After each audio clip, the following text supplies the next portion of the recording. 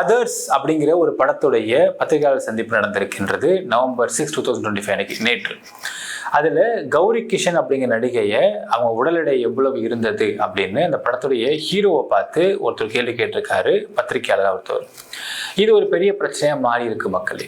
இதில் யார் பண்ணது தப்பு அப்படிங்கிறது நம்ம எல்லாருக்கும் பொதுமக்களாகவே தெரிஞ்ச விஷயம்தான். ஆனால் இருந்தாலும் சென்னை பத்திரிகையாளர் மன்றம் அதற்கு ஒரு கண்டன அறிக்கையை வெளியிட்டிருக்காங்க. அது எவ்வளவு அபத்தமான அறிக்கை நெட்டில் பார்க்க போகிறோம் இந்த பதிவில்.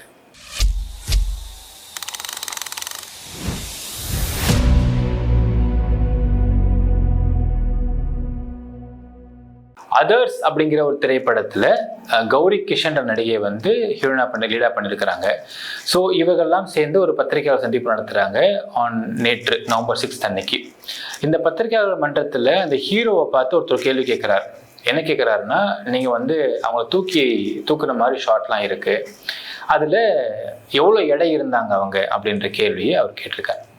ஸோ இதனை கௌரி கிஷன் அவர்கள் கண்டனம் தெரிவிக்கிறாங்க. நீங்கள் எப்படிங்க எடையை கேட்கலாம், நான் எவ்வளோ இருந்தால் உங்களுக்கு என்ன வந்திருக்கு அப்படின்னு கேட்குறாங்க. இது படத்துக்கு சம்பந்தமான ஒரு கேள்வியான்னு கேட்குறாங்க. அப்போ கீழே உள்ள அந்த பத்திரிகையாளர் இது நார்மலான கேள்வி தான், நீங்கள் எவ்வளோ ரியாக்ட் பண்ணுறீங்க அப்படின்னு அவங்க கேட்குறாரு. மக்களே, இது ஒரு நார்மலான கேள்வி இல்லையா அப்படிங்கிறதை விவாதிப்பதற்கு முன்னால் இதை பத்திரிகையாளர் மன்றம் ஒரு கண்டன அறிக்கை வெளியிட்டிருக்காங்க இன்னைக்கு. அந்த அறிக்கையை நான் படிக்கிறேன், அது என்ன அபத்தம் நம்ம அடுத்து பார்ப்போம். அதர்ஸ் திரைப்படம் குறித்து ஊடகவியலாளர் சந்திப்பு 6/11/2025 அன்று நடந்துள்ளது. இந்த சந்திப்பில் திரைப்பட குழுவினருடன் பங்கு கொண்ட திரைக்கலைஞர் கௌரி கிஷன் அவர்களின் உடல் எடை குறித்த கேள்வியை கேட்ட யூடியூபரின் செயல்பாட்டை சென்னை பத்திரிகையாளர் மன்றம் கண்டிக்கிறது. ஓகே, அடுத்தது, திரைப்படம் குறித்து ஊடகவியலாளர் சந்திப்பில் அத்திரைப்படத்தில் பங்களிப்பு செய்த பெண் கலைஞரின் உடல் எடை கேலிக்கு உள்ளாக்கும் நோக்கத்தோடு கேள்வி கேட்பது அநாகரிகமானது, அருவருக்கத்தக்கது. குறிப்பாக இக்கேள்விக்கு திரைக்கலைஞர் கௌரி கிஷன் தனது எதிர்ப்பை தெரிவித்த பிறகும் உடல் எடை குறித்த கேள்வியை நியாயப்படுத்தி பெண் திரைக்கலைஞரை நோக்கி கடுமையான குரல் எதிர் விவாதம் நடத்திய யூடியூபரின் செயல்பாடுகளை சென்னை பத்திரிகையாளர் மன்றம் வன்மையாக கண்டிக்கிறது. அது மட்டுமின்றி இது அருவருக்கத்தக்கது. ஆணாதிக்க மொழியில் செயல்படுகிறவர்களை சக பத்திரிகையாளர்கள் கேள்விக்கு உட்படுத்த வேண்டும் என சென்னை பத்திரிகையாளர் மன்றம் வலியுறுத்த விரும்புகிறது. மேலும் பத்திரிகையாளர் சந்திப்பில் கூட்டாக பலரும் எதிர்ப்பு தெரிவித்த நிலையிலும் திரைக்கலைஞர் கௌரி கிஷன் தனது கருத்துக்களை ஆணித்தனமாக எடுத்துரைத்த செயல்பாடுகளுக்கு சென்னை பத்திரிகையாளர் மன்றம் தனது பாராட்டுகளை தெரிவித்துக் கொள்கிறது. அது யூடியூபருக்கு பேர் இல்லைங்களா, அது சென்னை பிரஸ் கிளப், ஒரு மதிப்புமிக்க ஒரு மரியாதைக்குரிய ஒரு பத்திரிகையாளர் மன்றம் அப்படின்னு நமக்கு தோணிட்டு இருக்கோம் இல்லைங்களா. அது சுக்குநூறா உடைச்சு போட்டிருக்கு இந்த ஒரு கண்டன அறிக்கை. அந்த யூடியூபருக்கு பேர் கிடையாதா? 2 பாயிண்ட் பக்கம் முன்வைக்க ஆசைப்படுறேன். அந்த யூடியூபருக்கு பேர் கிடையாதா? அவருடைய யூடியூப் சேனலை பற்றி நீங்கள் சொல்ல வேண்டாம், அது ப்ரொமோஷனாக போனீங்க நினைக்கலாம். ஓகே, யூடியூபருக்குன்னு பேர் இருக்குல்ல, பேர் ஏன் சொல்லாமல் இருக்கீங்க? எந்த யூடியூபர் அப்போ அவர் எந்த யூடியூபரை எடுத்துக்க முடியும்? நார்த் இந்தியாக்காரரா? ஃபர்ஸ்ட் கேள்வி அது. 2வது கேள்வி, கண்டனத்தை பதிவு பண்ணிட்டா எதுவும் என்ன பண்ணுறது? குப்பை தான் தூக்கி போடணும். இதில் என்ன ஆக்ஷன் எடுக்கிறீங்க நீங்கள் இப்படி பேசுனதுக்காக? ஒரு பத்திரிகையாளர் மன்றத்தில் இப்படி கேள்வி கேட்டிருக்காரு, அநாகரிகமான கேள்வி கேட்டிருக்காரு, நீங்களே சொல்கிறீங்க இல்லையா. அப்போது ஒன்று அவரை சஸ்பெண்ட் பண்ணணுமா, மன்றத்தில் இருந்து ஒரு 6 மாதம் சஸ்பெண்ட் பண்ணணுமா? நீங்கள் இதில் நடவடிக்கை எடுக்கிறீங்க? இது கண்டன அறிக்கையா? ஒரு யூடியூபர், அந்த யூடியூபர் யாருன்ற பேர் இல்லை, யூடியூப் சேனல் பேரை விட்டுருங்க, அவருக்குன்னு பேர் கிடையாதா? ஒரு சஸ்பெண்ட் பண்ண மாட்டீங்களா அவரை? இது கண்டன அறிக்கை. அப்போ யாரை ஏமாத்த இந்த கண்டன அறிக்கை? எதுக்கு இந்த கண்டன அறிக்கை? அவர் பெயர் கார்த்திக் அப்படின்னு தெரிய வருது. அவர் தினமலர் பத்திரிகையில வேலை பார்த்துட்டு இப்போ வெளியே டியூஷன் நடத்திட்டு இருக்காருன்ற தெரிய வருகிறது மக்களே. இப்போ முதல்ல நம்ம ஒரு விஷயத்தை இங்கே பார்க்கணும்.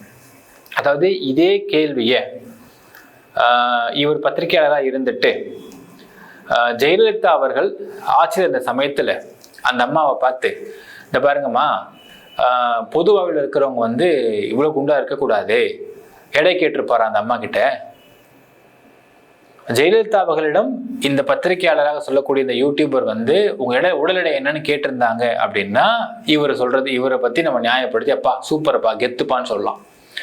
ஒரு சின்ன பொண்ணு நடிச்சிட்டு இருக்கிறாங்க, அவங்க நடிக்கிறாங்க அப்படிங்கிறத நடிப்புல குறை இருக்கா, இந்த சீனியாடி பண்ணியிருக்கீங்க, இது நல்லாவே இல்லை, இது ஆக்டிங் சரியா இல்லை, அப்படி ஏதாவது கேள்வி கேட்டிருந்தா கூட நான் ஓகே நியாயப்படுத்தலாம்.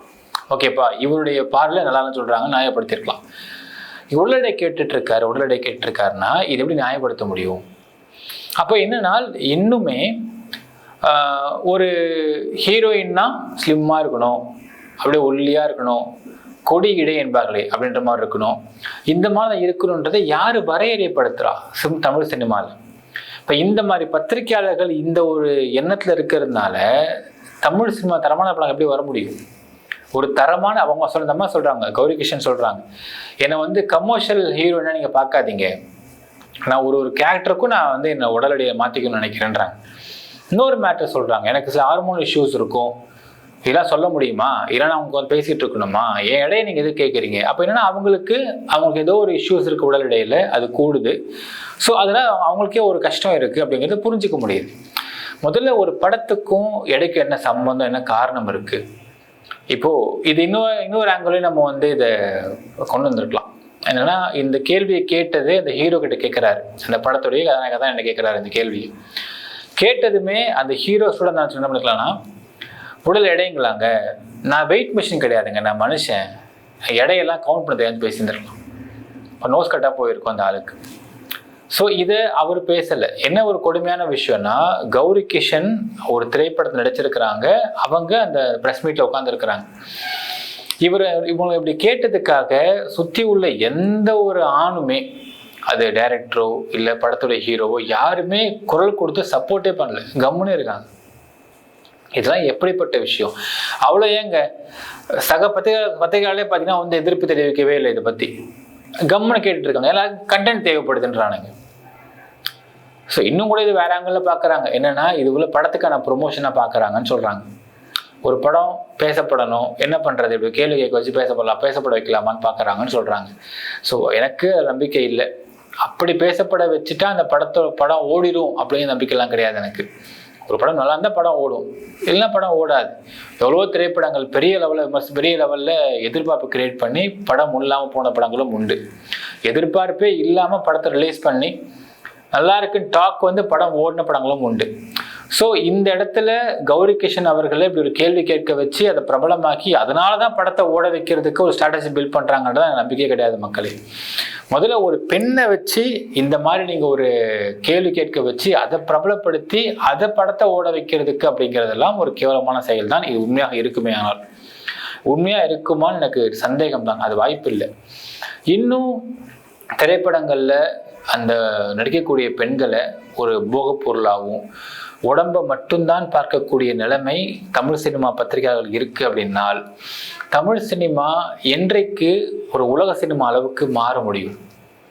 உலக சினிமாலாம் நீங்க பார்த்தா தெரியும் மக்களே, ஒரு படத்துடைய கதாநாயகன் ஒருத்தர் இருப்பார், அவர் 60 வயசு கிழவனா இருப்பார், அவர் தான் படத்துல ஹீரோவா இருப்பார், அந்த ஆக்டிங்க பிச்சிருப்பார்.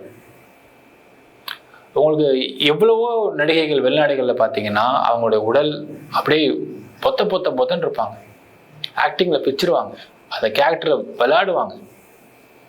அப்போ ஒரு தமிழ் சினிமால கதாநாயகன்னா இப்படிதான் இருக்கணும், கதாநாயகி இப்படிதான் இருக்கணும், இப்படிதான் ஸ்லிம்மா இருக்கணும், ஒரு இடுப்பு தெரிய மாதிரி பாட்டு ஒன்று போட்டு ஆட விட்டணும்.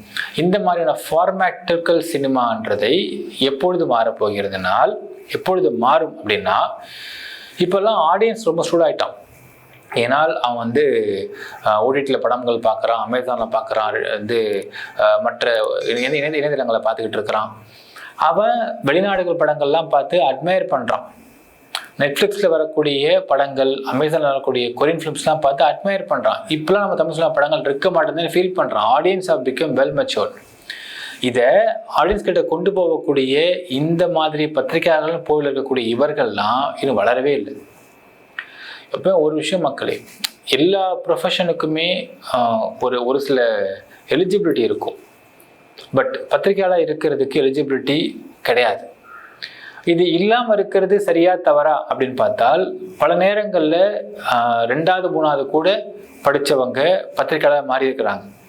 ஆனால் அவங்களுடைய நேர்மையும் அவங்களுடைய பார்வையும் வேற மாதிரி இருக்கும். அவங்களுடைய கருத்து நல்ல விதமாக இருக்கும்.